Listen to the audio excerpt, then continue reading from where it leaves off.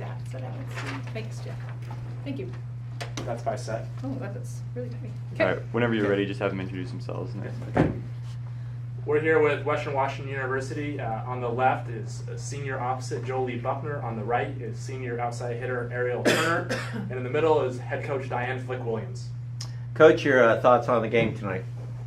What an exciting match, man. I full credit goes to Northwest Nazarene. They played a great match. They're a gritty team. They were scrappy, swung hard. You know, a lot of credit goes to them. They really pushed the envelope and played really well. But I got to give a lot of credit to my team too. I think we did a really good job of staying patient throughout the match. We made some adjustments. We were able to kind of get a little better flow after the first game.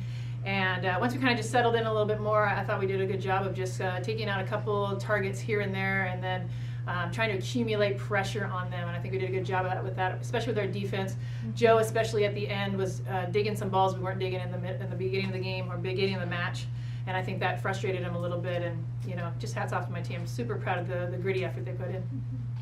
I know you always try to take one match at a time. You came here with the goal of trying to get to tomorrow. I don't address it all three of you. So, your thoughts on playing in the regional final tomorrow? We're just super excited. Like you said, the whole season, I think our team has done really good about staying in the next 10 seconds and just focusing on our next opponent. And so now, like, we played Cal Bab in the preseason, and we've tried to forget about them because we're like, well, we got a lot of games to go till we play them again. But now we finally get to play them again, so it's super exciting. It's not for sure yet, you know. We do have to play a match before that, you know. But you know, when they are the number one seed and they are the host school, and we know it's going to be a ruckus crowd for them, you know, they've definitely got some things on their side before the first serve happens. It's all right, Joe, it happens. But we did talk about it after the time we played Cal Bap was, you know, hopefully we'll see them again, and hopefully we will. And if not, then we play San Bernardino, and we played them as well at the beginning of the year. And they're a great opponent as well. They're different than when we saw them too, so that makes it a little bit more interesting and challenging too. But you know, I think Joe's right. We took it one match at a time, and it's really hard when our surrounding people think, oh, you're playing Anchorage, you beat them. Oh, you're playing NU, you beat them. And it's like, yes, but we still have to play the match, you know. So I think you know, we're excited to be in the finals, but again, it's going to be labeled the finals by everybody else, but it's going to be our next match, which is going to be labeled by us. Ariel, you guys have not found yourselves down 0-1 at all much this year. What was the mindset for you guys going to that down 0-1, and then you knowing that you have to come back? What was your mindset as a team after going down 0-1? I think we just had the same mindset as we do every single game and going into every single set. We just knew we had to keep fighting, and this team wasn't going to let down. So I thought we did a really good job of just, like Joe and Di said, staying in the next 10 seconds and staying in the moment was going to be really key for us. And just for us to keep our game and keeping steady was major key for us. So I thought we did a really good job of that. Coach, you guys played Northwestern Nazarene about 13 days ago, I believe it was. What was and it was a 3-0 sweep that night. Talk about that match to this match. Was there anything different emotionally, maybe tactically, that you guys did from that night to this night? I'm not sure if I'd say we did anything different tactically. You know, it's a short period of time for anybody to change dramatically. I think they played better than they did at our place. I think that when you're playing at home, as we did 13 days ago, with our environment, with our ability to play serve, receive in our gym and do the things that we normally do, we had a level of comfort going into that match. This was kind of a neutral site, you know, probably about the same amount of fans for each team, and so it was just going to be a matter of, you know, we want to believe that our best beats their best.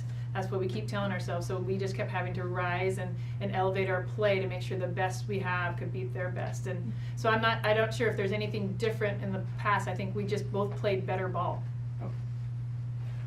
How much does the level of familiarity help when you're playing conference opponents, especially one that you played 13 days ago? I mean, you're gonna play a team tomorrow night that you've played, but that was way back in September, and a lot has happened. Obviously, you're more familiar with these teams, not just this year, but you play them on a regular basis. I mean, is there a difference in the level of familiarity? Does it make a difference either way? Do you want me to take it, or you guys take it? They like passing. But You guys hear me enough, you'd be done with my voice. I think what it made it nice to actually have an opponent that we knew is that the preparation was already there. So today, during the day, we were trying to figure out what was the most important thing for us to do, and we knew them, but we figured rest was actually more important.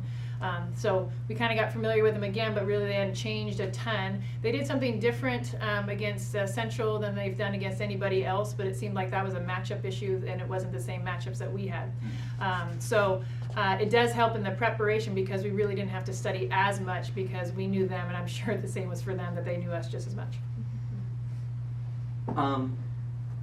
Coach Chernus of Cal State San Bernardino mentioned the crowd at Anchorage.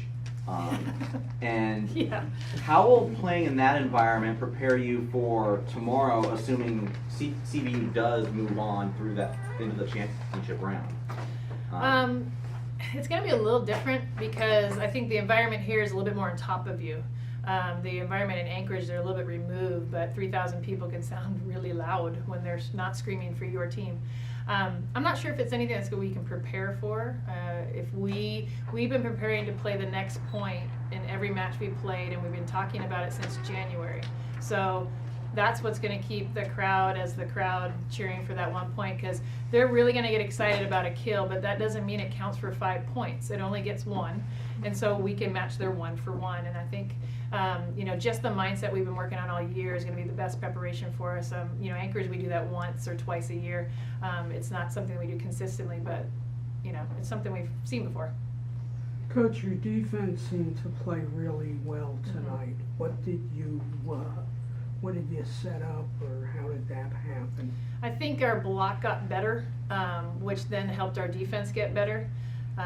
Like I said earlier, I think that Jolie finally made some bolder reads that she normally does and really neutralized some of the shots that they had. So they felt like they had to hit different shots. And the thing that makes Jo so special defensively is that, and Abby actually did the same thing too, is that they not only dug the ball, but they dug it with control so that we could attack with multiple options.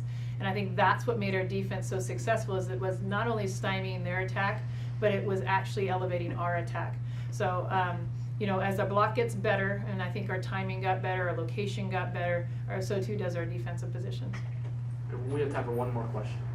What was the biggest difference between set 1, where you guys dropped that set, albeit a very close one, and then set 2, where it was a 25-19, they were never really in it type of a set? I think the first thing is that we eliminated errors on our side. I thought we made too many errors, which the best part about that is it's within our control then to make a difference and change.